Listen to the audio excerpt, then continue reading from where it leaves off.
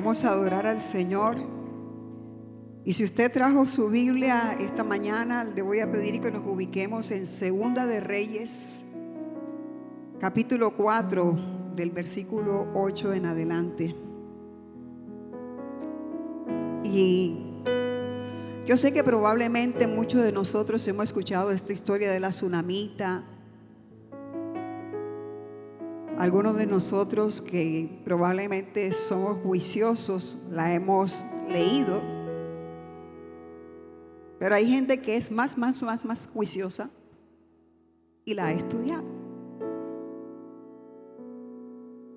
Pero hoy vamos a ver una faceta diferente, porque esta historia tiene tantos matices que podríamos hacer un libro de todas las enseñanzas que encierra esta historia nomás. Yo en lo personal quedé maravillada con la historia y les confieso que quisiera hacer enseñanzas y enseñanzas, porque es como cuando a uno le dicen, hazte un arroz de pollo, 3 libras de arroz y una pechuga.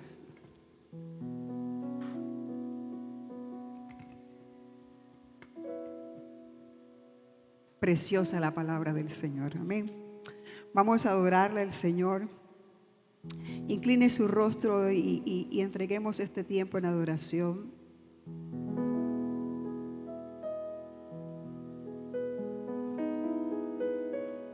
Con ropaje real que no merezco, vivo para servir tu majestad. Con ropaje real, Con ropaje real que no merezco, yo vivo para servir. vivo para servir tu majestad. ¿Cuántos aquí tienen ropaje real? Levanta tu mano, por favor.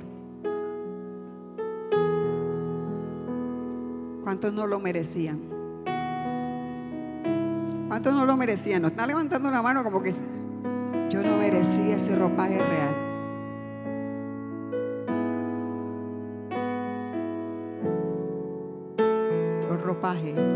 Con ropaje real que no merezco, que no merezco, vivo para servir tu majestad. con ropaje real Con ropaje real que no merecíamos, que no merezco, vivo para servir. vivo para servir tu majestad. Rey de reyes, Rey de reyes, majestad, Dios del cielo, Dios del cielo, viviendo en mí, Salvador. Salvador, Tú eres mi fiel amigo, libertador, libertador, principio y fin. tú eres, Señor. Ante tu trono me postraré,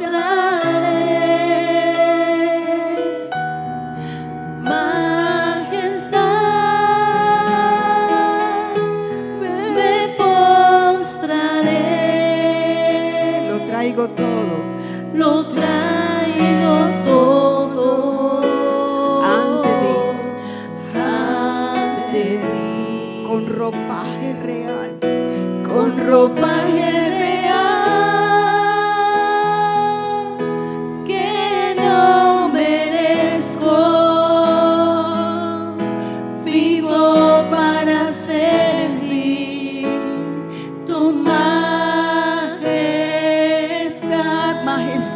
postraré. Majestad, me postraré. Lo traigo todo. Lo traigo todo Ante ti. ante ti. Con ropaje real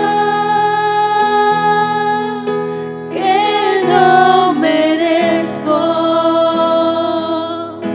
vivo para servir tu majestad. Gracias, Señor, porque ciertamente no merecíamos ese ropaje real, Señor.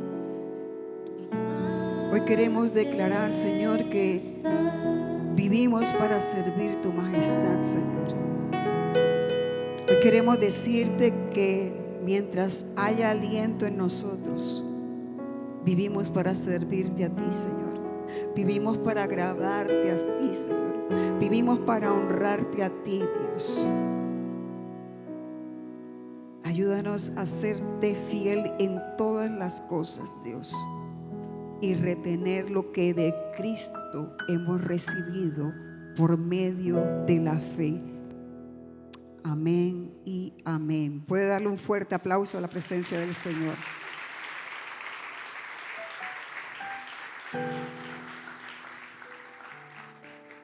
Miren, cuando uno piensa en la historia de la tsunamita, uno ha escuchado varios mensajes acerca de esta historia y probablemente ha escuchado prédicas que se enfocan hacia una mujer que un profeta de Dios le hizo un milagro al darle un hijo. Algunos pueden irse por el lado que ella decidió construir un aposento, entonces la gente dice, sí, habla acerca de la presencia del Señor. Bla. Hombre.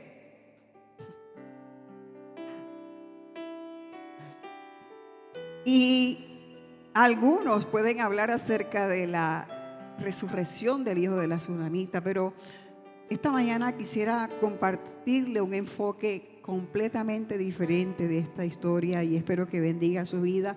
Así que si usted trajo su Biblia tradicional o la Biblia actual, es decir, la Biblia en el celular, acompáñeme por favor al segundo libro de Reyes, el capítulo 4, el versículo 8. Cuando los tenga me regala un amén, por favor. Dice la palabra del Señor y la leo con la unción del Padre, del Hijo y de su Santo Espíritu.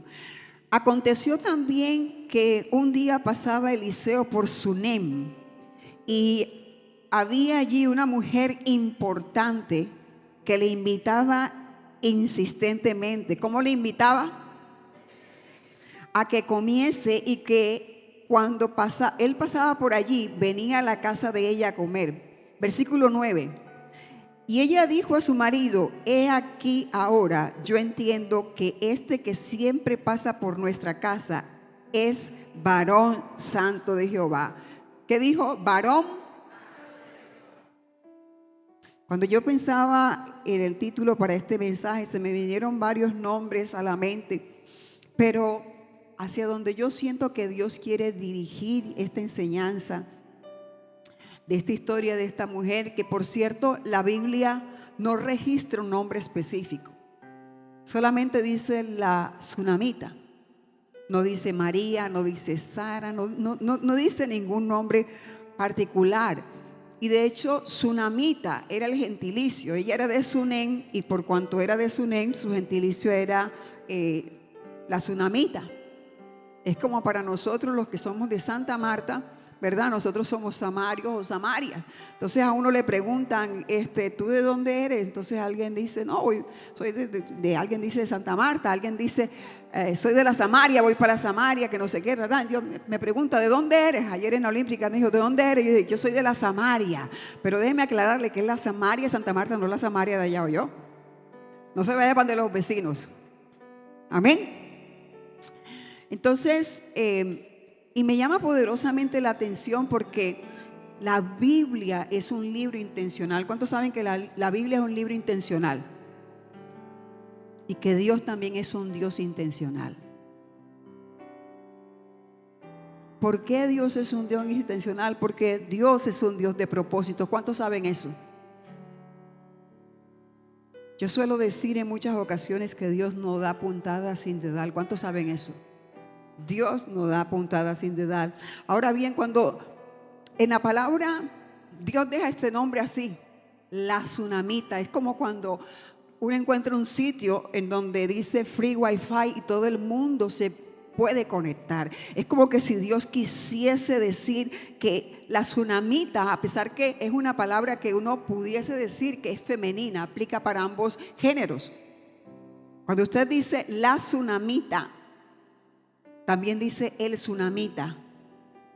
Y es una manera de Dios decir esto, de esta historia, de esta mujer, de esta enseñanza, aplica tanto a hombres como mujeres de todos los tiempos. Ella, la palabra dice que era una mujer importante. Aparentemente no le hacía falta nada. No tenía grandes expectativas, pero pensando cómo titular el mensaje, yo decía, Señor, la tsunamita. Y dije, reconociendo quién porta la presencia de Dios. Mire lo que dice el versículo 9, hablando de la tsunamita. Yo entiendo que este que siempre pasa por nuestra casa es varón santo de Jehová.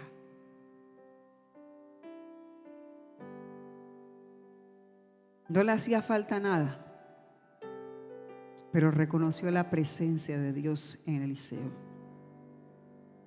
Eliseo, dice la palabra, según esta historia, que un día le dio una palabra y le dijo que tendría un hijo, y efectivamente eso fue lo que sucedió. Y miren, cuando ella le es entregada esta palabra, en el versículo 16, ella dice, no, Señor mío, y nuevamente llama a Eliseo, varón de Dios. La tsunamita siempre reconoció lo que Eliseo portaba.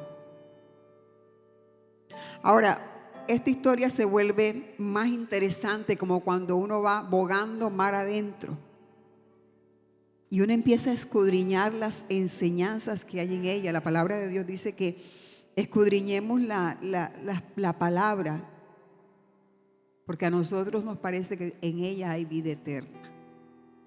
El versículo 17, y le voy a resumir un poco esta historia.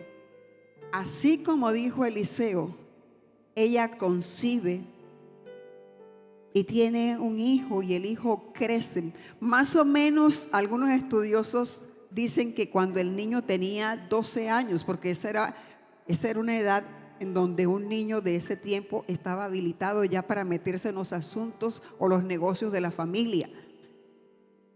Y el niño, dice la historia, que salió con el papá a cegar y de pronto empieza, mi cabeza, mi cabeza, mi cabeza, mi cabeza. Y como todo buen hombre, incluso en este tiempo, llévenselo a la mamá. No, llévenselo a la mamá. No lo digo yo, varones, me da pena, no lo digo yo, lo dice la palabra. Y llega un día en el cual todo iba bien en la vida de la tsunamita, hasta que las cosas cambiaron. Y yo siempre digo, llega un día, dígale a la persona que tiene a su lado, porque llega un día. Un día en donde nosotros, todas las cosas van bien, pero sucede algo que la vida no vuelve a ser lo que solía ser.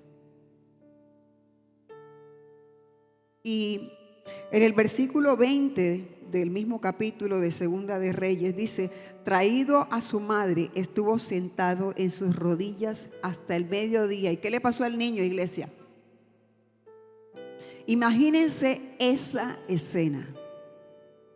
Imagínense usted siendo la tsunamita.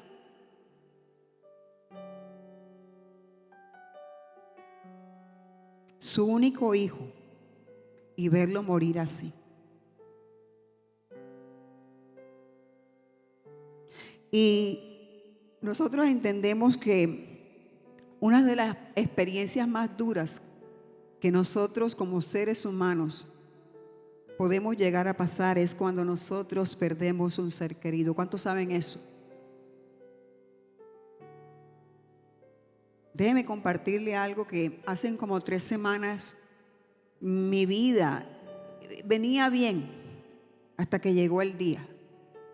Y mi mamá se puso muy mal. De hecho, nosotros pensamos que ya mi mamá iba a partir a la presencia del Señor. Y yo recuerdo que me levanté como normal, fui a la oficina como normal, hice las cosas como normal, porque es que los días comienzan así, como normal. Y recuerdo que yo estaba almorzando y me llama mi hermana, y en ese grito y en esa angustia, mi mamá está mal, y el llanto de mi hermana por el teléfono. Y yo sentí que estaba viviendo la misma película, porque cuando mi papá partió a la presencia del Señor, también me llama mi hermana, estaba almorzando, y yo dije, Dios mío, la misma historia.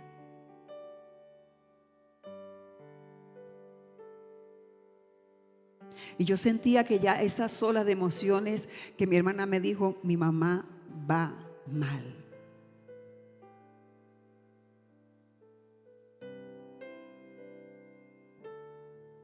Y ya cuando sentí que las lágrimas estaban bordando mis ojos, yo dije, un momento. Y me dije a mí misma por ese instante, mi mamá no necesita mis lágrimas, mi mamá necesita mi oración. Y en ese instante empecé a clamar por la vida de mi mamá. Le dije a mi esposo, llévame a la clínica. Y por purita gracia me permitieron verla y pude percatarme de lo serio que era. Mi mamá tenía diferentes cosas conectadas y cuando finalmente pude verla, yo la abracé y ella no podía casi hablar, y yo la abracé y en el oído le dije, sabes que pase lo que pase, Dios sigue siendo bueno, tú sabes en quién hemos creído. Y mi mamá no podía articular ninguna palabra, yo solamente veía las lágrimas correr por su mejilla y ella solamente hacía la cabeza que sí. Y era como un momento en el cual uno dice, este puede ser el último abrazo que le voy a dar a mi mamá. Pero era saber en estos momentos que yo decía, Señor, tengo 2 opciones. Me pongo a llorar o me pongo a clamar. Le dije a mi mamá que la amaba. Le dije a mi mamá que le agradecía tanto.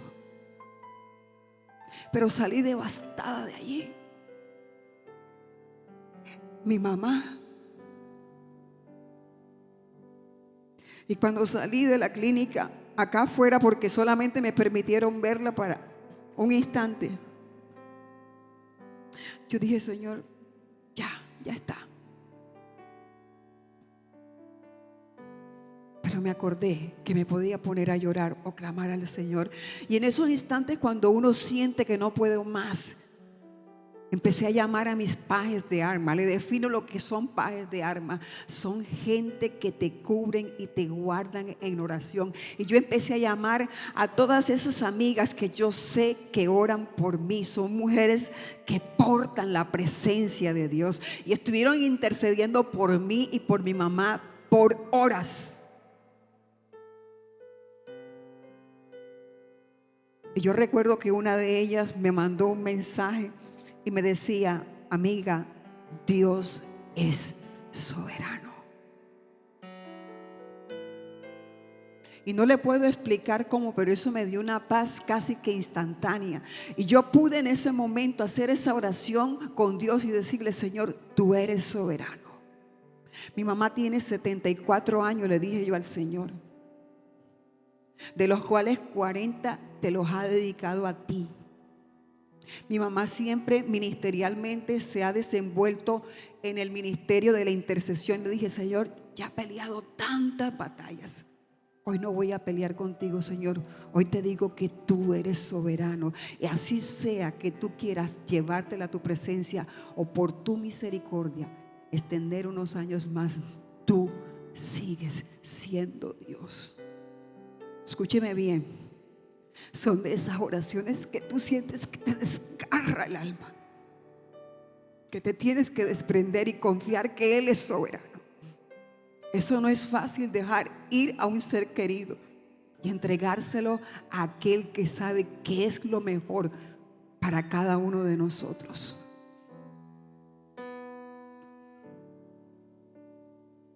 Finalmente lograron estabilizar a mi mamá y poco a poco se ha venido recuperando y vi la misericordia de Dios. Cuando mi pastor me llamó, yo le dije: pastor, pase lo que pase, Dios sigue siendo Dios. ¿Sabes por qué, iglesia? Porque cuando uno está aquí tratando de inspirar a otros y decirle: Dios es soberano, Dios es bueno, es fácil. Pero cuando te toca a ti, Dios te dice: hoy necesito que me demuestres que yo soy soberano y que voy a seguir siendo Dios en tu vida a pesar que me lleve a tu mamá hoy. No peleo con Dios. Y hay maneras, hay etapas o situaciones en la vida en donde tenemos que entregar algo al Señor y decir, como dijo Job: Dios dio, Dios quitó, y que salga de nuestro corazón: a Él sea la gloria por los siglos de los siglos. Duro, mi hermano. Yo le dije: Señor, es duro. Yo entiendo a las personas que han pasado por eso. En el versículo 21 dice que después de esta mujer haber visto morir su hijo, dice la palabra, ella entonces subió y lo puso sobre la cama. ¿De quién? ¿De quién? Mire el discernimiento de esta mujer, entender dónde iba a poner el muchacho. Y cerrando la puerta salió. Y llamando luego a su marido, le dijo: te ruego que envíes conmigo a alguno de los criados y una de las asnas para que yo vaya corriendo. ¿A dónde? Al varón de Dios y regrese. Note algo. En la historia donde dice la Biblia que ella se puso a llorar, no lloró. Ni siquiera cuando ve a su marido, el papá de su hijo, no lloró. Porque la tsunamita de alguna manera entiende que la solución no estaba en llorar, que no la tenía su marido, la solución de su problema la tenía el varón de Dios, el que portaba la presencia de Dios.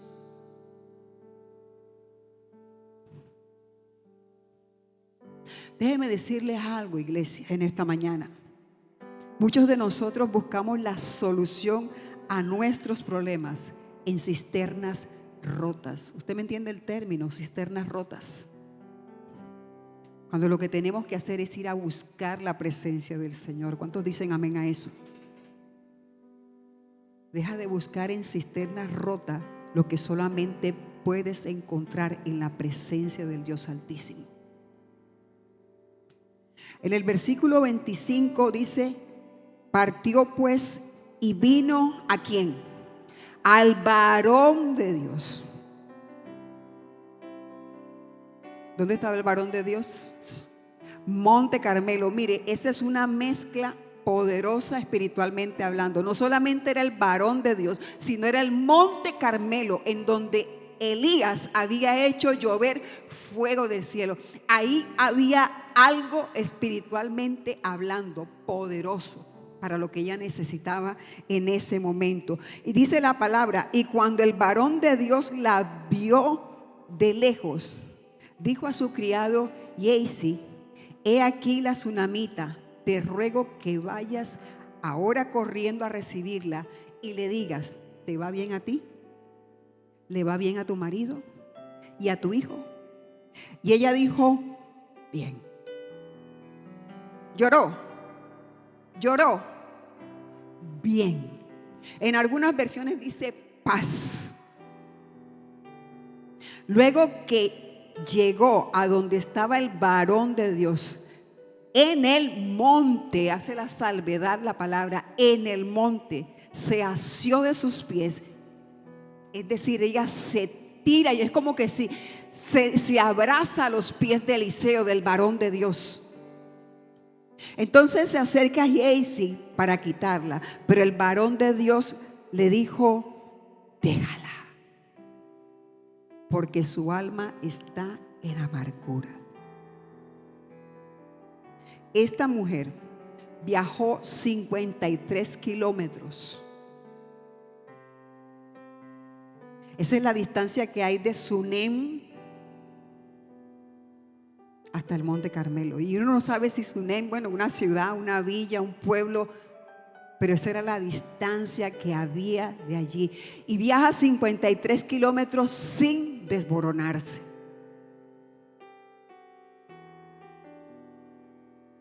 La distancia en que se recorre un carro, 60 kilómetros por hora, de Sunem al Monte Carmelo, es como de 1 hora y pico. El asunto es que ella iba en una asna, no en un Mazda. Quiere decir, con el asna, no Mazda, ¿cuánto tiempo duraría?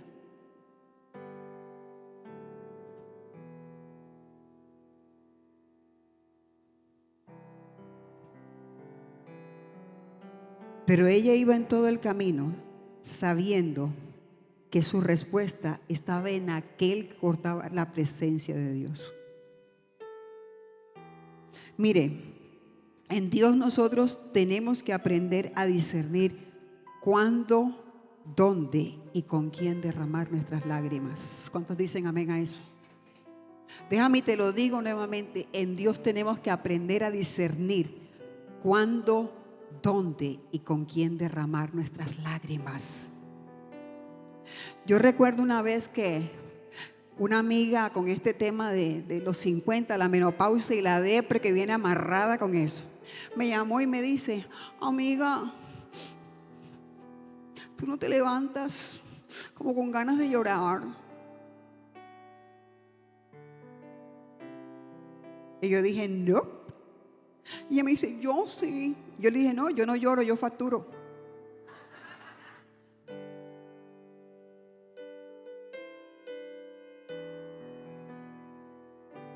Y se quedó así. Usted se ríe, pero las personas que realmente me conocen saben que yo soy del tipo de personas que al mal tiempo buena cara. Y que ante los problemas, ante las situaciones, yo trato de ponerle humor a las situaciones en mi vida. Cuando yo estoy batallando es cuando más, ni siquiera demuestro que estoy en la peor batalla de mi vida. Sin embargo, algunos de nosotros derramamos nuestros problemas, nuestras cargas, nuestros más íntimos secretos en cisternas rotas. Gente que no porta la presencia del Señor. Y es lo que yo quiero enfatizar en este mensaje. La tsunamita lo entendió y lo tuvo tan claro que pudo mantenerse en calma delante de su marido durante todo el recorrido E incluso cuando Gehazi le pregunta que si estaba bien ella, su esposo y su marido, ni siquiera se turbó. Pero finalmente ella derramó sus lágrimas, su tristeza y su dolor por la pérdida de su único hijo delante del varón que portaba la presencia del Señor.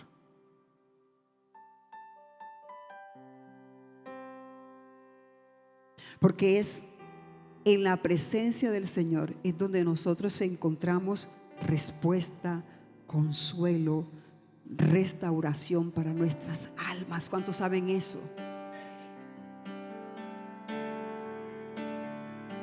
Pero sigamos adentrándonos más en esta palabra. ¿Cuántos ya se sienten un poco identificados con la tsunamita? Dice el versículo 29. Entonces Eliseo le dice a Giezi: ciñe tus lomos y toma mi báculo en tu mano y ve, y pondrás mi báculo sobre el rostro del niño. Déjeme aclararle algo aquí en este punto que es importante para desarrollar este mensaje. El báculo, que es como una especie de un palo así, en la Biblia y en el mundo espiritual tiene un significado. Y el significado del báculo es autoridad y poder. Eliseo técnicamente le estaba cediendo a Gehazi su autoridad y su poder.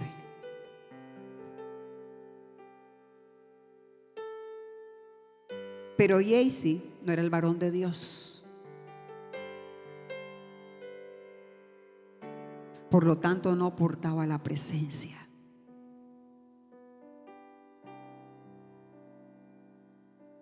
Dile a la persona que tienes al lado: no le cuentes tus cosas a Gehazi. Dile a la persona que tienes al lado: no le cuentes tus cosas a Gehazi. Dile: no le cuentes tus cosas a quien no porta la presencia del Señor.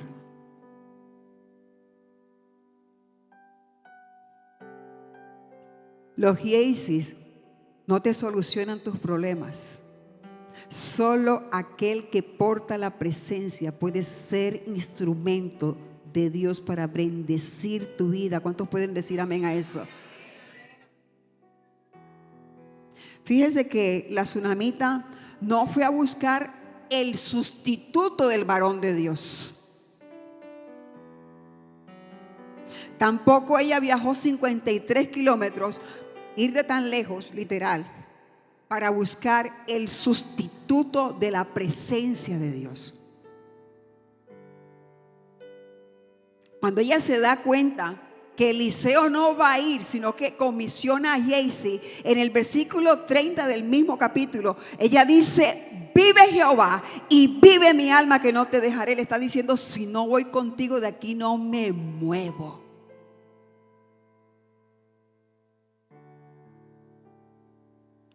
Porque cuando tú reconoces la presencia de Dios en alguien, sabes que ahí hay bendición para tu vida. Y usted se preguntará: ¿por qué? Porque aquellos que portan la presencia de Dios son personas que en los problemas ven oportunidades para bendecir tu vida. Es más, no se quedan allí. Ellos te acompañan en el proceso. Son gente que los frutos hablan por ellos. La gente que porta la presencia ha sido validada por Dios para hacer cosas cuyo único propósito es darle gloria a aquel que es todo en todo.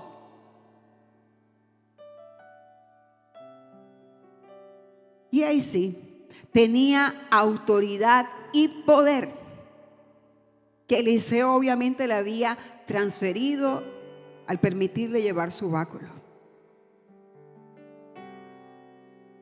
Pero déjeme decirle que presencia no es igual a poder. ¿Cuántos saben eso? Presencia, escúchame bien, iglesia, presencia no es igual a poder. De poder la gente puede, pero la presencia es otra cosa completamente diferente.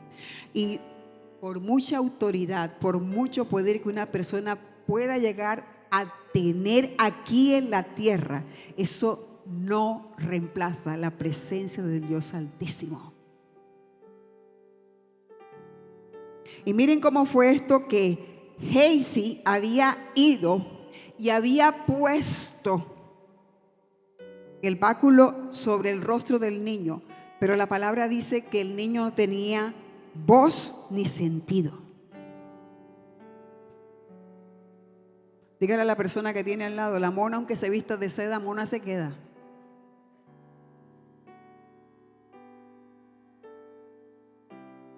Amén o ay, ay, ay.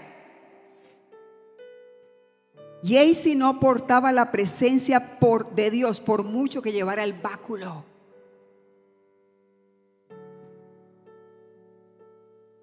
La autoridad que representaba el báculo, por tanto, él no portaba la presencia, no pudo levantar al niño.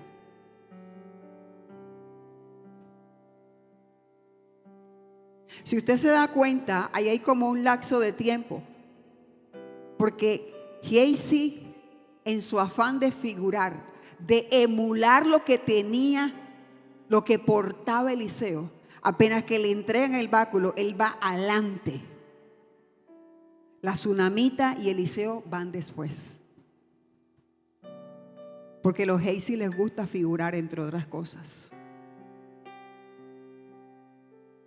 Y miren, los Gehazi de esta vida pueden fingir autoridad, pueden fingir el poder, pero nunca pueden fingir la presencia del Dios Altísimo en sus vidas. Eso me hace acordar a Simón el mago en el libro de Hechos, cuando se da cuenta que los apóstoles Felipe, Pedro, están allí haciendo todas esas sanidades y esas manifestaciones. Le dijo a Pedro: véndeme del don que tú tienes.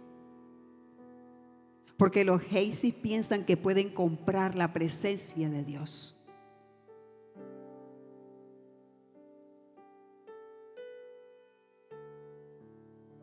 En esta historia de la tsunamita, es solo cuando aquel que porta la presencia, el varón de Dios, interviene. Es decir, en este caso estamos hablando de Eliseo. Cuando Eliseo interviene, el varón de Dios, el que portaba la presencia, es que ocurre el milagro y el niño resucita y, como dice la historia, le es devuelto a su madre, la tsunamita. Pero si nosotros tuviésemos que hacer un corte aquí y decir: ¿qué estamos aprendiendo de esto, de la tsunamita? ¿Qué lecciones nos está enseñando esta mujer? Que, como digo yo, son de los anónimos de la Biblia, porque esta es una historia en la Biblia aquí y ya, no se vuelve a mencionar. Como le dije anteriormente, no le dan una identidad. Yo, leyendo esto, leyendo la palabra, estudiándola, escudriñándola, aprendí una palabra clave, que más que una palabra es un don de Dios. Y que pese a que es un don de Dios, ya la gente no lo pide, porque parece que estuviese olvidado. Estoy hablando del discernimiento. Y la palabra nos enseña en 1 Corintios 12, hablando el mismísimo Pablo de los dones espirituales. Dice: no quiero, hermano, que ignoréis acerca de los dones espirituales. Y más adelante lo menciona específicamente: el discernimiento de espíritu. ¿Por qué es importante? Déjeme decirle algo. Nosotros, los seres humanos, somos seres espirituales. ¿Cuántos saben eso? Cristianos, no cristianos, buenos, malos, justos, injustos, blancos, negros, gordos, flacos. Todos tenemos un espíritu. Lo que nosotros no hemos entendido y lo que no hemos aprendido es a identificar la naturaleza de los espíritus que alguien porta. Por eso es que Juan nos enseña en 1 Juan 4:1, amados, no creáis a todo espíritu, sino probad los espíritus si son de Dios, porque falsos profetas han salido por el mundo. Se lo digo un poco más aterrizado esta historia. No todo Gehazi que viene a tu vida porta la presencia de Dios.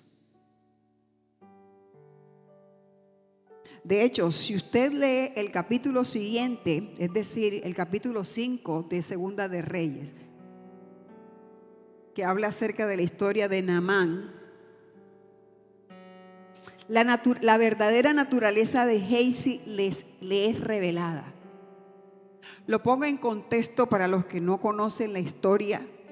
Naamán llega al río Jordán, llega a donde el profeta Eliseo para ser sanado de lepra.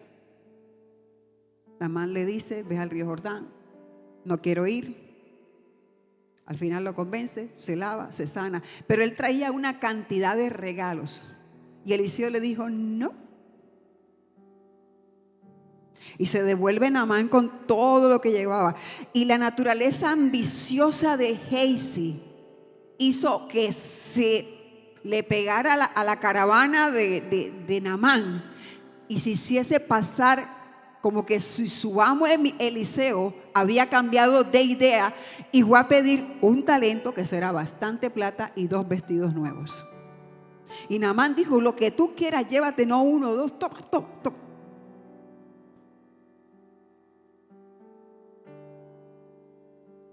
Porque a los Gehazi de este mundo les motiva las riquezas de este mundo.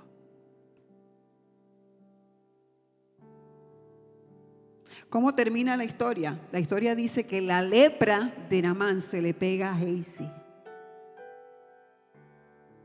Y déjeme explicarle algo. En el contexto espiritual, la lepra es sinónimo de pecado o de estado pecaminoso. Usted me dirá ahora, pastora, ¿y cómo identifico a los Gehazi? Le voy a decir 2 cosas según la palabra. Número 1, Mateo 7:16. Por sus frutos.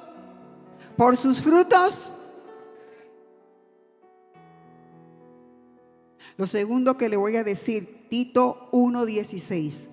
Profesan conocer a Dios, pero con los hechos lo niegan, siendo abominables y rebeldes, reprobados en cuanto a toda buena obra.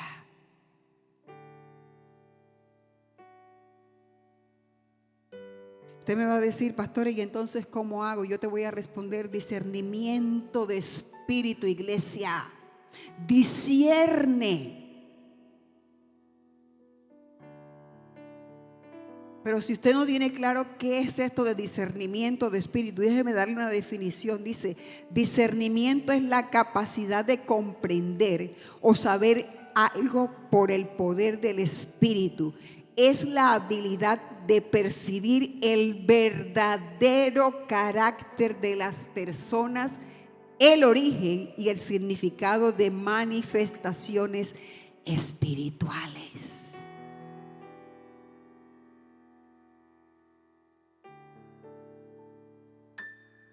Algunas personas tienen una versión más simple y dicen que el discernimiento es la capacidad de poder distinguir entre la verdad y el error, lo bueno y lo malo.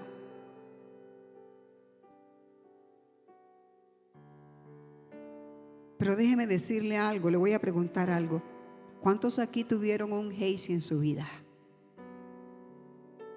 Alguien en que probablemente pusiste tu confianza y terminó siendo una cisterna rota. ¿Cuánto les ha pasado? Alguien que creíste que venía de parte de Dios, pero resultó no ser de Dios. Yo pasé por ahí y yo sé que anteriormente yo le dije, yo no lloro, yo facturo. Pero ¿sabe qué? He aprendido dónde llorar y con quién llorar.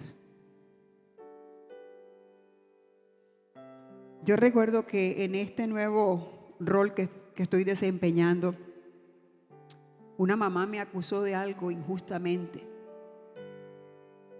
Y ahora la palabra favorita de la gente es: vamos a demandarla. Y así lo hizo. Y después que yo le había servido durante años, el día que le dijo: hoy no te puedo ayudar, eso me llevó hasta la oficina de inspección y vigilancia de allá de la Secretaría de Educación.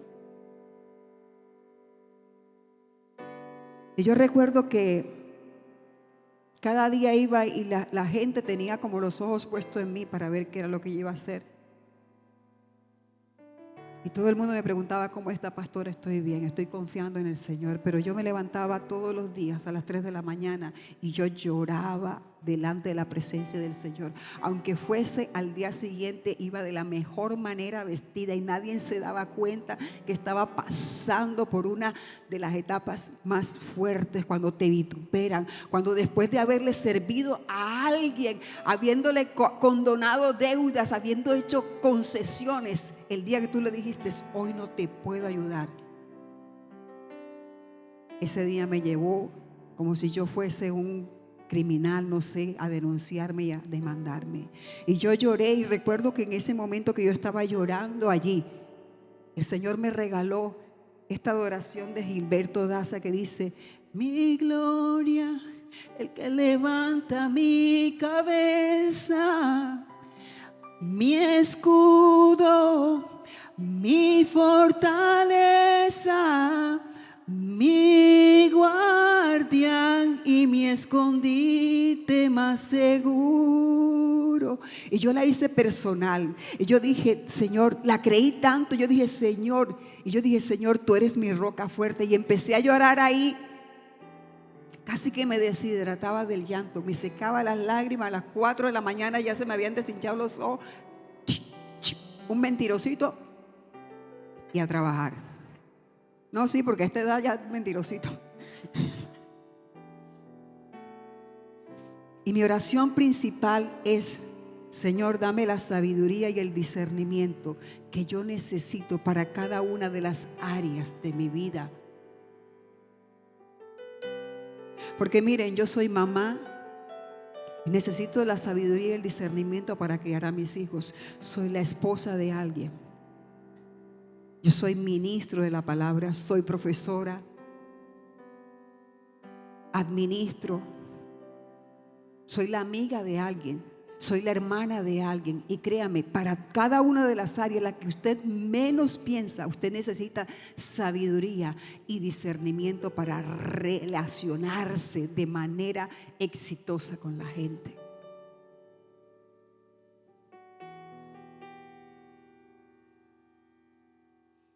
Yo aprendí, iglesia, a discernir que no todo el que te dice amigo es tu amigo. Lo que pasa es que ahora EPA Colombia puso de moda amiga.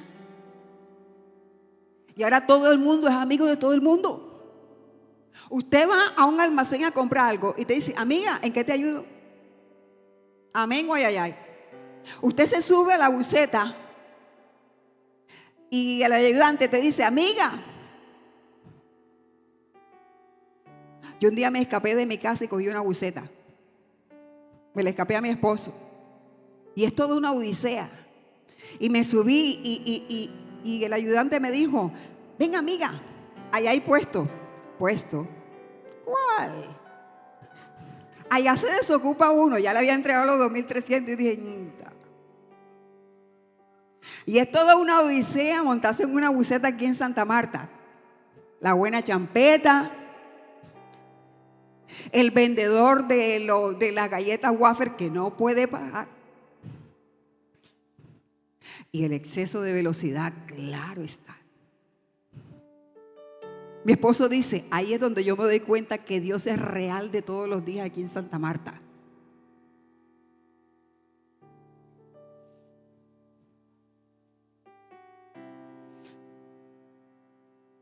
Y el chofer y el ayudante: amiga, ni siquiera sabe cómo me llamo yo.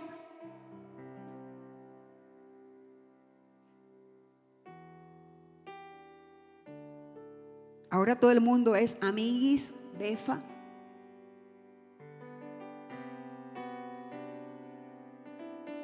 Pero déjame decirte, la Biblia dice en el libro de Proverbios que hay amigos que son mejores que un hermano.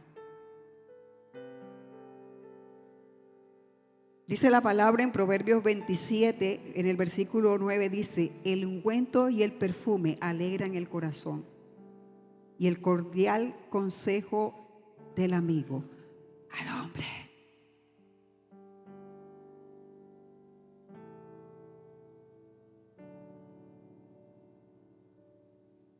Hay probablemente gente aquí que tiene que hacerle una pregunta peligrosa a Dios.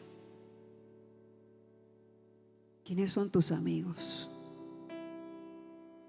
Y estoy casi segura que Dios le va a decir a ciertas personas que tienen ciertas amistades, Dios le va a decir: huye de ahí, corre, porque esa gente no porta mi presencia.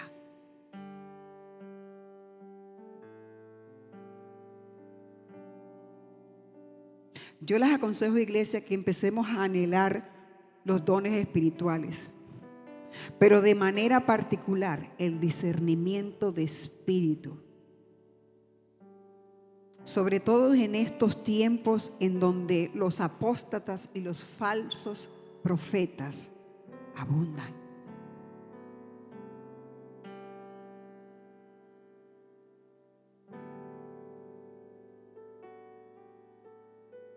Las redes sociales nos han hecho creer que nosotros, entre más números de amigos, seguidores,